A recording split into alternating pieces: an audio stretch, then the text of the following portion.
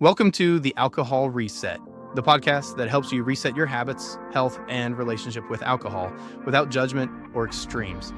If you're looking to cut back, take a break, or just understand how drinking can affect your body and mind, you're in the right place. Each episode brings you science-backed insights on neuroscience, nutrition, and habit change to help you feel better, sleep deeper, and take control on your terms. I'm Mike Hardenbrook, best-selling author, neuroscience enthusiast, and habit change expert. I've helped thousands through my book and podcast to rethink their drinking, and now I'm here to help you do the same. Let's get started. Picture the scene. You're out with your friends. It's a Friday night and the week is finally over. That feeling of relief hits the moment you sit down. The energy in the room is good. Drinks are flowing. Conversations hum in the background. And then, suddenly, a song comes on. It's not even a new song. In fact, you've probably heard it 100 times before. Maybe in the grocery store. Maybe you've skipped it on your own playlist. But right now, in this exact moment, it feels like an absolute masterpiece. The bass sounds deeper. The vocals suddenly feel meaningful. The volume feels perfectly dialed in. And before you even realize what you're doing, you're singing way louder than you normally would. You feel every beat in your chest. You're completely locked into the rhythm, completely lost in the moment. You're having the time of your life. Then, the next morning arrives. You wake up, pour yourself some coffee, and you start replaying the night in your head. And a strange question pops up. What actually happened there? Did alcohol literally make the music sound better? Or did it just change the way your brain experienced the sound? That's the core mystery we're exploring today. I'm Mike Hardenbrook, author of No Willpower Required and founder of Cloud9.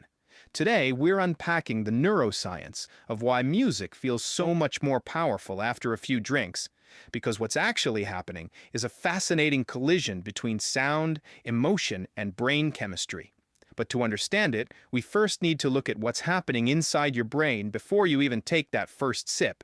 Think of your brain like a concert hall. Music isn't something you passively hear. It isn't just invisible sound waves bouncing off your eardrums. Research shows that music activates a massive, synchronized network across your brain. Multiple systems fire at the same time, creating a full sensory experience. First, you have your auditory cortex. This is the analytical part of your brain that processes sound. It breaks down pitch, melody, rhythm, and tone. It separates instruments and follows musical structure. But music isn't just data, it's emotion. That's where the limbic system comes in. This is the emotional center of your brain. As your auditory cortex decodes the music, your limbic system instantly decides how the music makes you feel. Does it feel joyful, nostalgic, relaxing, energizing? Your brain is assigning emotional meaning to every note. At the same time, your reward system activates. When you hear music you enjoy, your brain releases dopamine. Dopamine is the chemical involved in pleasure, motivation, and anticipation. It's the reason a song building toward a chorus feels exciting even before the chorus arrives. Your brain is literally anticipating the payoff. And there's another system involved too, your motor system. This is why you find yourself tapping your foot or nodding your head even when you're trying to sit still. Your brain is syncing your body with the rhythm. So even when you're completely sober, music is already a full brain experience. Your auditory cortex is analyzing sound, your emotional system is reacting, your reward system is releasing dopamine, your motor system is syncing with the beat. Your brain is basically running a full concert production every time you hear a song. Now, let's introduce alcohol into that system. This is where something interesting happens. Alcohol increases dopamine activity inside the brain's reward circuitry. And remember, dopamine is the exact chemical that music already triggers naturally. So now two things are happening at the same time. The music releases dopamine and the alcohol boosts dopamine. It's like taking a natural signal and turning the volume knob all the way up. Instead of experiencing the music normally, your brain amplifies the pleasure response. The moment feels bigger, more emotional, more exciting. Your brain starts tagging that moment as highly rewarding. From an evolutionary perspective, dopamine is supposed to flag important experiences. Normally, that means things like eating food or achieving a goal.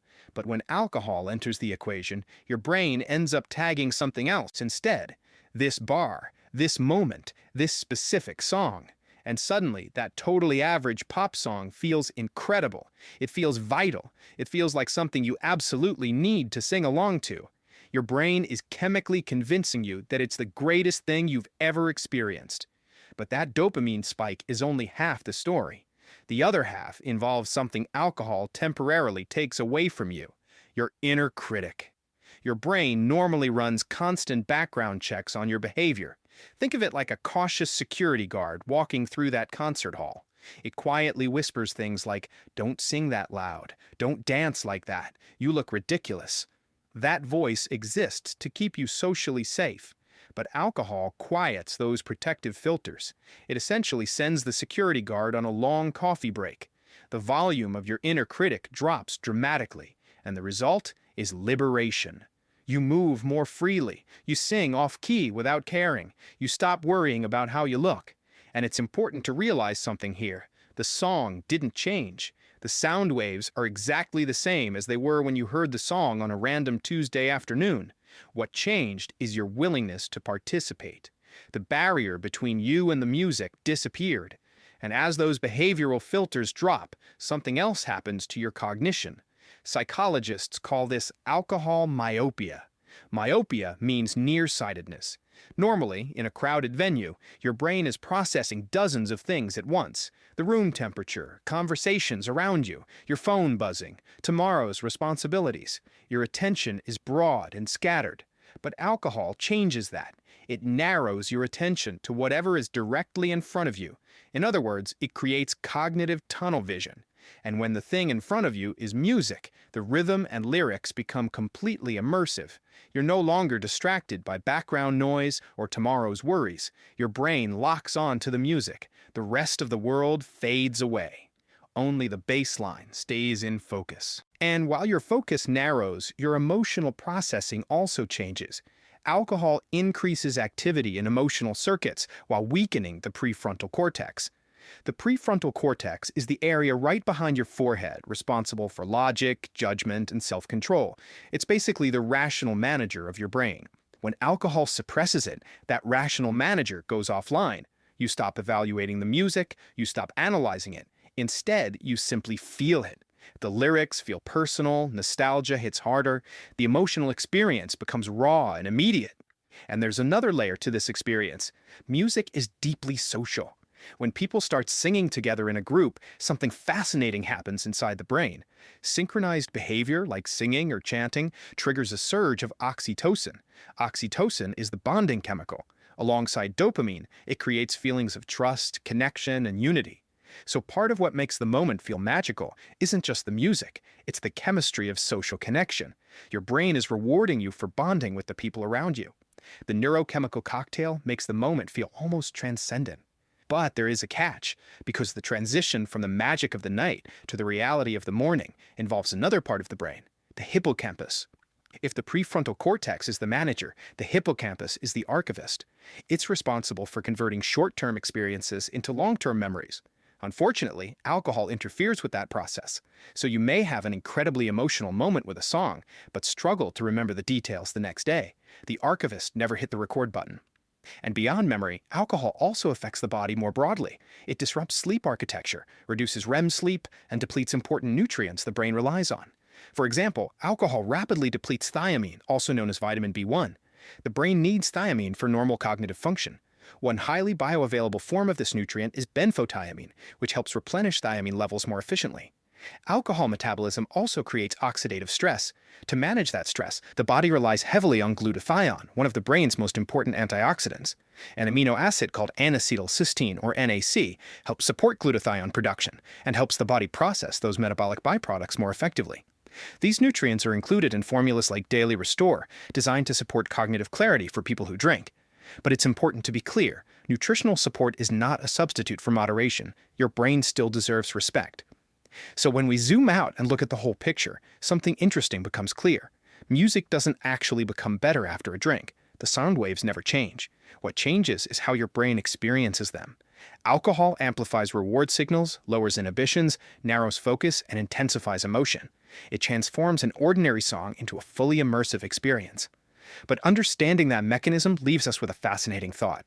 If alcohol is simply removing filters and quieting the inner critic, then the music was always capable of making you feel that way.